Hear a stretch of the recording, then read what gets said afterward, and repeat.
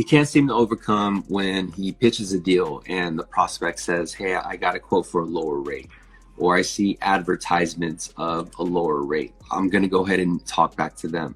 The key thing is, number one, is if they're focused about rate and they're focused about fees, you have to take a step back and understand that the delivery of your pitch was not about them. It was about price. But if that's something that you can't shake off or you don't yet understand, and you're all about price, then the key thing is you have to ask them and say, okay, great. So with regards to that quote, did you already submit income documentation to get that locked in, or did you get a loan estimate?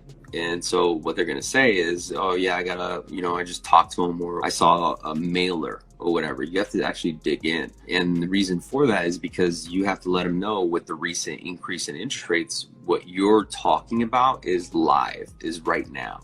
So if they got a quote last week, it hasn't considered the market adjustment right now. Does that make sense?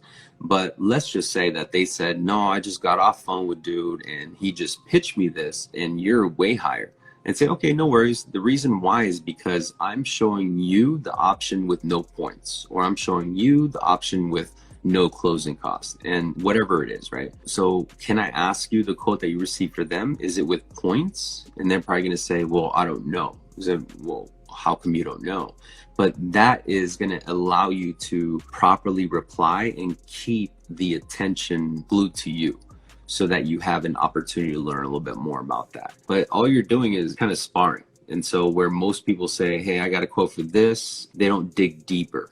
And what I'm saying by dig deeper is because you don't know if they got that quote from a commercial, right? Oh yeah, I was watching Dr. Phil, and right before the Arby's commercial, I heard I can get a 2.75, or, I got a call and they said they could do this.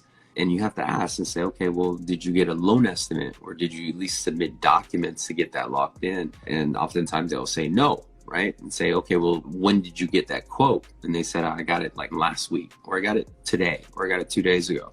And say, okay, the reason why I'm asking is because you can't necessarily lock in that pricing unless you confirm you qualify for it. And that's what I'm here to do, is I'm gonna make sure that you're gonna qualify for it. So we all go to the same place: Fannie Mae, Freddie Mac, VA, FHA.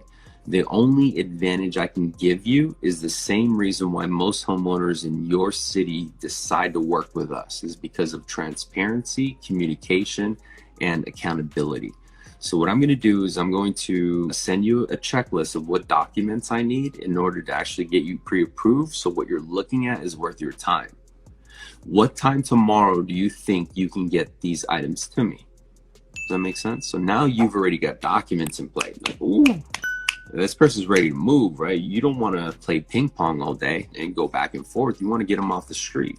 Does that make sense?